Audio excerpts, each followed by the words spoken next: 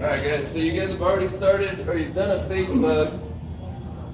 So you guys know how to make the structure, but now we're going to create faces. So we have different options for colored clays.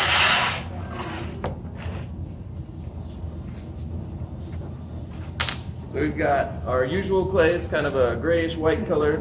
We've got some kind of darker brown, and then we have black. It looks brown right now, but once it's fired, it turns jet black. So keep that in mind when it comes to facial features or facial hair or anything, whatever you may be conjuring up in your mind. I always start with the eyes first. I'm going to start with a reasonable size. So I'm going to start with a ball of clay, make it as clean as I can, or as symmetric as I can. And then I cut it in half, because I want my eyes to be the same size. So I use the smooth rib to do this, just because it cuts it cleaner, it doesn't smash it. You can use the cutting wire, whatever works for you. So that way they're kind of the same size, and I'll line them up accordingly later on. So the eyes are pretty easy. I'm going to do some irises. I'm going to do the irises in a different color. Especially if you don't end up glazing the face. Some of you will want to glaze the face, but you don't have to. Irises are pretty small, so I'm going to roll out a really small ball of clay. Make sure you can see and you're not on my backside. You can see?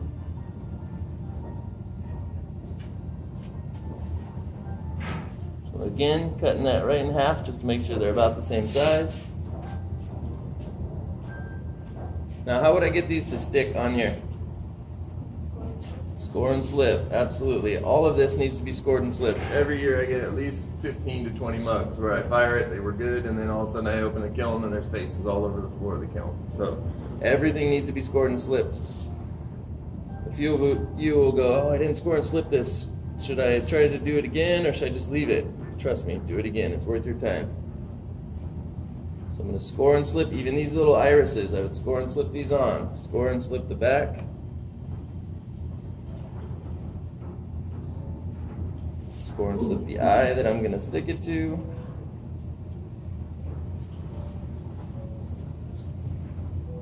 And you can make these guys look whatever direction you want to. I'm just keeping it simple, looking kind of straightforward. I'll change it too, just so you can see what I'm talking about.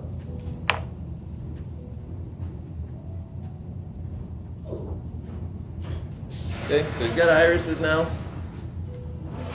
but he needs pupils, and a pupil, some people say, oh, I got something in my pupil. Yeah, granted, you can get something in your pupil, but a pupil is just a hole. So I just poke a pencil right in there. Now we've got eyes. Okay, slowly building. Now I'm going to do eyelids. Yes, you need to have eyelids, unless you make something that doesn't have eyelids. Anybody think of anything that doesn't have eyelids? What'd you say? Fish? Do they have eyelids? But yeah, you can. I'm sure you'll come up with something that doesn't have eyelids, and that's okay. Just run it by me. They're going to be a little big, but I'm going to again make it perfect, or as close to perfect. Nobody's perfect, but as close to perfect or as symmetric a ball as you can, so that they'll be equal parts. I'm actually going to make it a little smaller. That was too much clay for me. So I'm going to take that ball and I'm going to flatten it out. I'm going to make a more symmetric ball. I'm going to flatten that piece out with my thumb.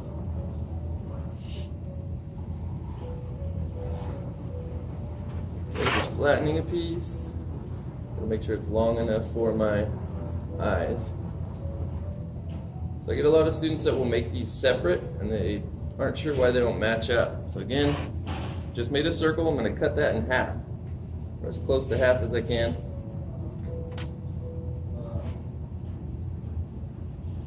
And I always, that's too thick for an eyelid in my opinion, so I'm going to flatten that out a little bit. Just pinch the edge, because I don't want to thin out the whole piece, because I don't want it to be too weak, but I want it to look thin or appear thin. So then I'm going to place that just over the eye. So, pinch this one a little thinner. And yes, you can feel free to add any eyelashes, but just know that they don't usually make it. or braids to your hair if you want to. So again, place that's not quite thin enough. But yeah, I get a few rastas, all kinds of different things every year. So the eyelids are on, okay? You can change just the way the direction, the way the face looks. If you want them to look up, look down, look cross-eyed, any number of things.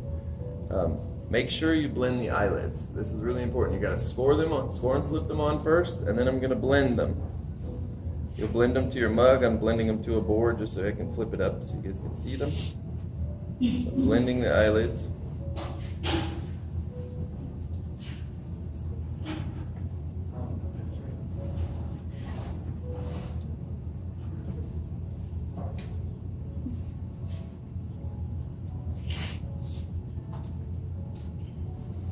Okay, so there's my eyes. Kind of curve them in a little more.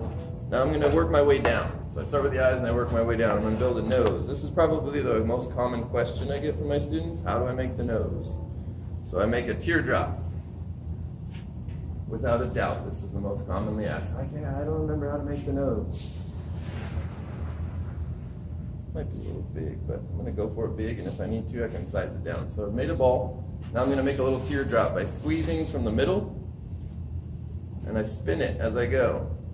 And then I'm going to go up towards the top until it thins out. It's going to be the bridge of the nose. Kind of smoothing things out a little more. You can make these look as realistic or as caricature as you want. And by caricature, if you don't know what that means, it's very cartoony. These do really, really well at the craft fair. Not sure why, but people love face mugs. So I got a little teardrop shape, right? Okay. Now I'm going to carefully smack it down. Not that carefully. I'm going to push these two fingers in the top of the nose. I'm going to push to make the bridge. Then I'm going to shove two thumbs up to make nostrils, but I don't want my thumbs to touch, otherwise you won't have that little septum. So I'm going to push the bridge and push the nostrils up. Okay? So I'll show you the nose real quick.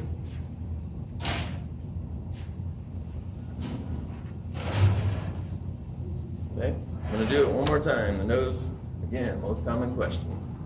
So a ball of clay, plus I didn't really like that nose. I like to do like really caricatured faces. So I'm going to do one where the nostrils are kind of tilted, give them a little bit more expression.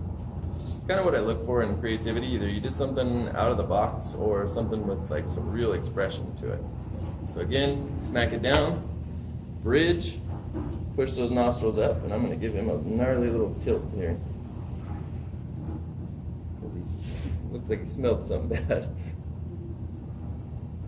Then I'll blend the bridge of the nose to the mug. Some of you will want to do smaller nostrils. You can use the back of a needle tool or something like that. Just be creative. And I'll blend the bridge of the nose at the top as well. Okay. Now I'll do cheekbones, then the mouth. The mouth is the other most common question. I'll show you a couple added features after that too. So I'm going to do cheekbones. I'm just going to take a small amount of clay. And you can make them as big or as broad or as thin and petite as you'd like. I'm going to cut that in half. A lot of it's just making two equal parts on a face. So I would just add these somewhere up here and I blend them. Most of that clay is going to disappear, so you got to use kind of a lot of clay. So put those out. I'll blend those. This doesn't blend that well to the board, but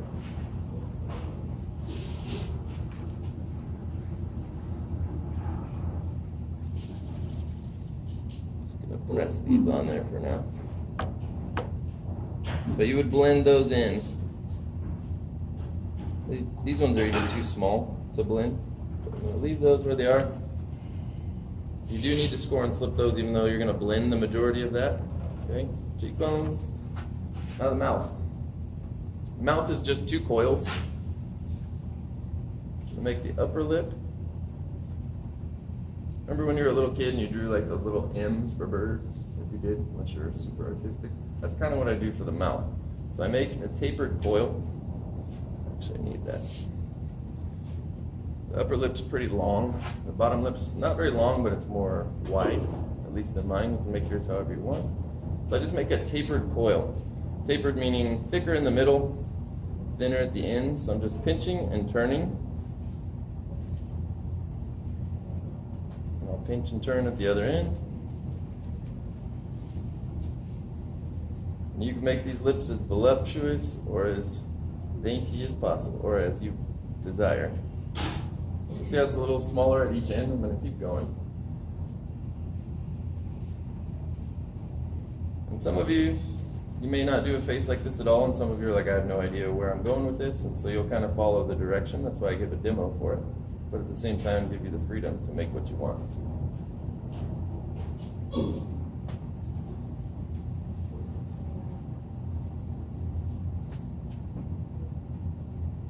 So it's always a little fatter. This one's a little too fat. In the middle. Then I'm just kind of squaring it up or making it a little bit more symmetric.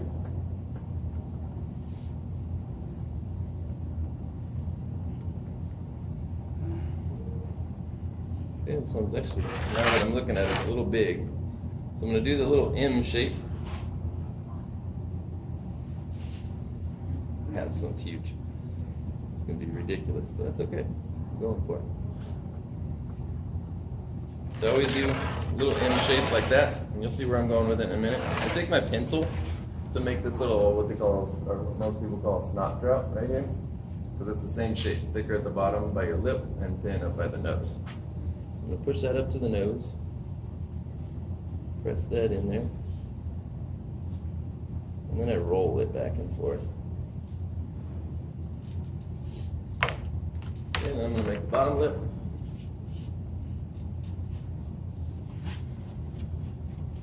To make this one too big.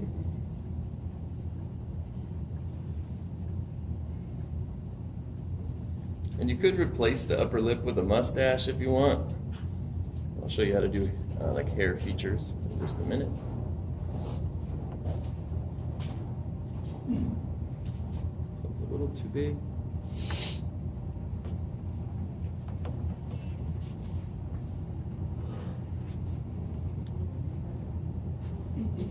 Okay, so tapered at each end.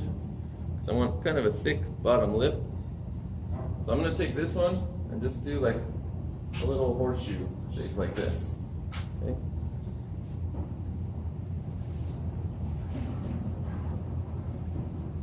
Now I left enough space. If I wanted to, I could do some teeth in the background.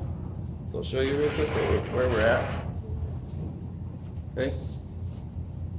You don't have to do teeth in the background. As long as your lips are together, just don't leave an empty gap. It looks like he's lost a bunch of teeth. So teeth would be real simple. I would just make a ball, flatten it out. I'm going to flatten it with the board. Make it a little bit more flat.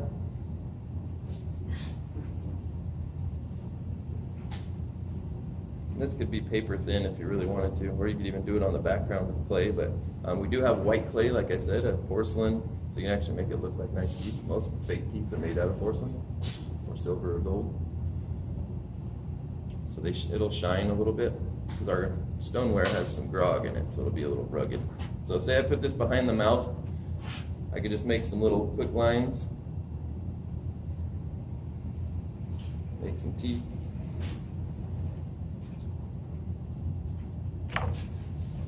Put that behind the lips.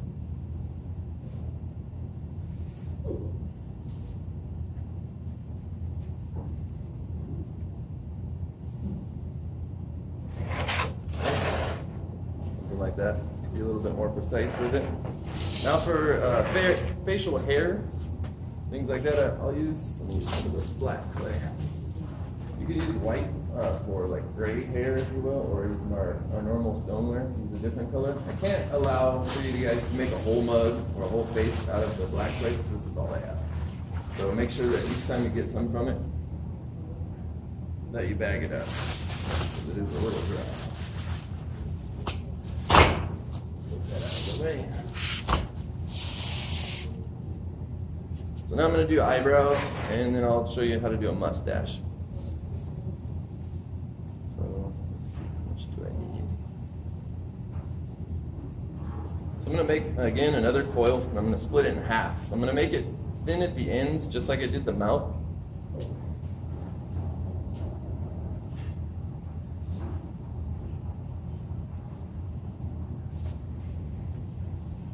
So that way I can split it in half, and the eyebrows will be a little thicker towards the nose and a little thinner. And you can make these as designed or intricate as you want, or as cartooned as you want, again.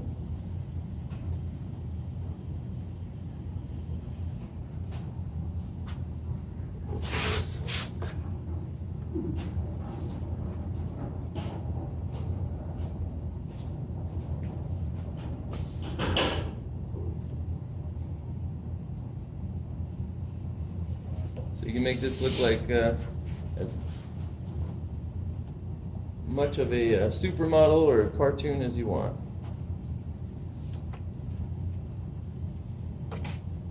Alright, so I've got my two eyebrows. I like to flatten them out. I'm going to round these little edges first, so it's not so square.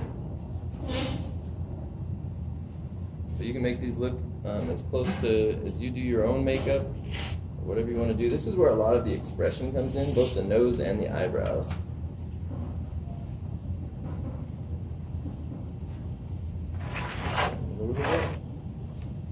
So if you tilt the eyebrows up, you can make them look really angry. Forgot to round that one.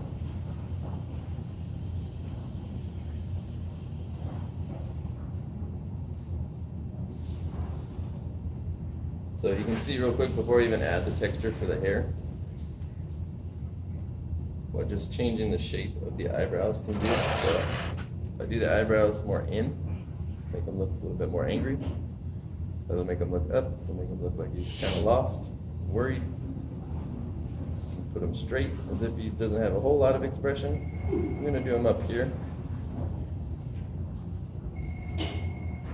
Then I'm going to do the hair texture. So when I do the hair texture, I start from one point and I start up and I slowly work from that same beginning point and slant out all the way.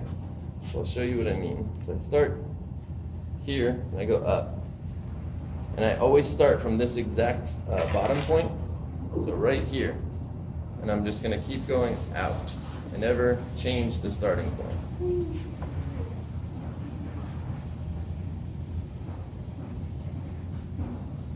So it's always pointed right at that little beginning angle, if you will. Okay, one. Angle his eyebrows a little bit. And number two.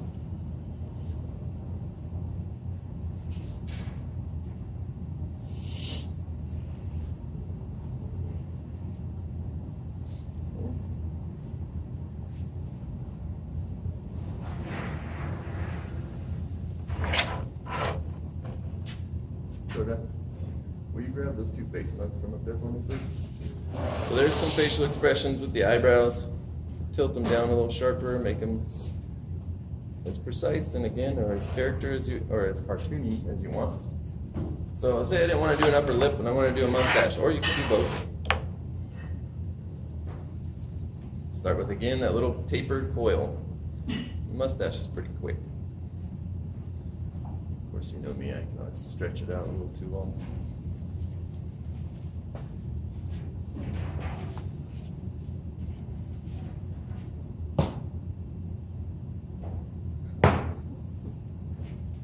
So I start with a little hoop looking thing. And I can remove the lip. I'm going to do it both ways real quick. So I'm just going to flatten that out. Again, put a little middle part in there. With the pencil, roll it back and forth. Add some hair texture to it.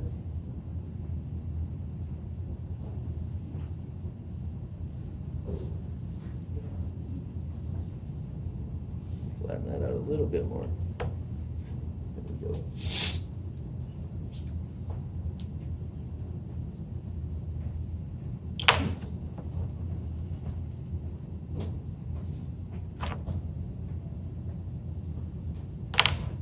So put that over his lip if I wanted to.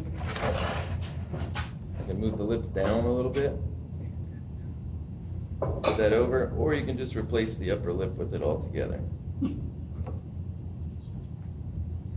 Or if you wanted to make a beard that covers the whole thing.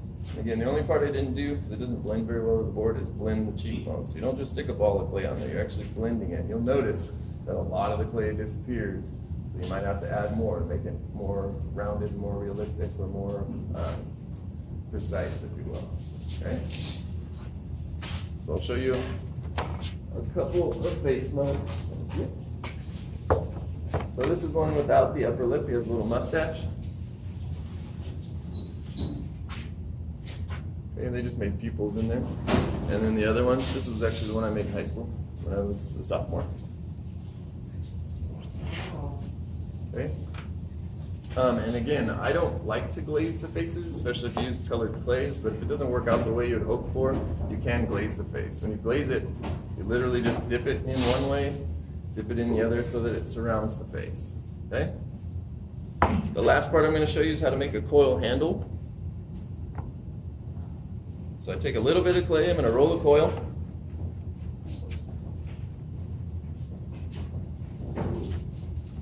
Then you're going to use what's called a brayer, or a small roller.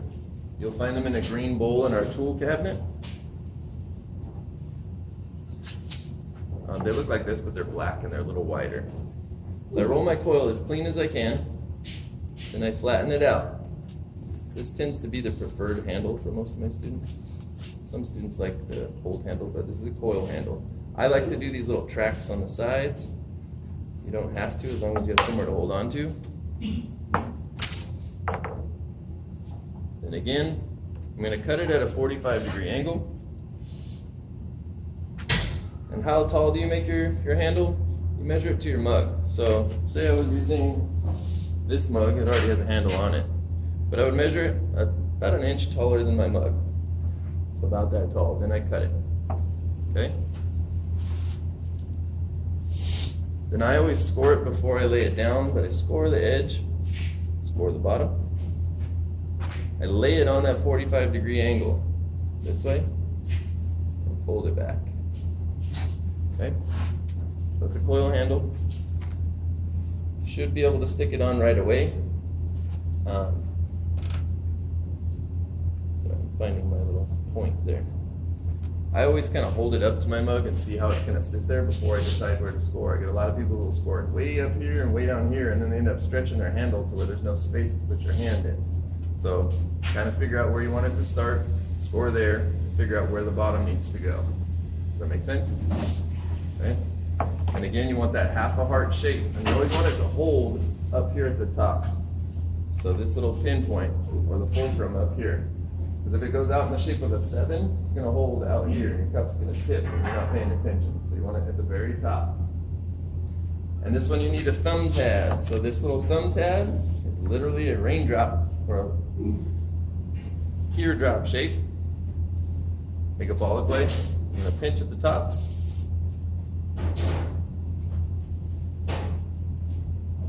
You ready for this magic? So it's just a teardrop, right? Little teardrop of clay, and you're just going to smash it down with your thumb. So that's the thumb tab that I'm talking about. Then you'll just score and slip that on top. And just make sure that thumb tab is not taller than the lip of your cup. It should be below it, so we can flip it upside down. Anybody have any questions? Alright, so concept art if you have time, so go ahead and start on those 3 drawings. Remember, aerial, side view, and something crazy. Which one do I press? The white one or?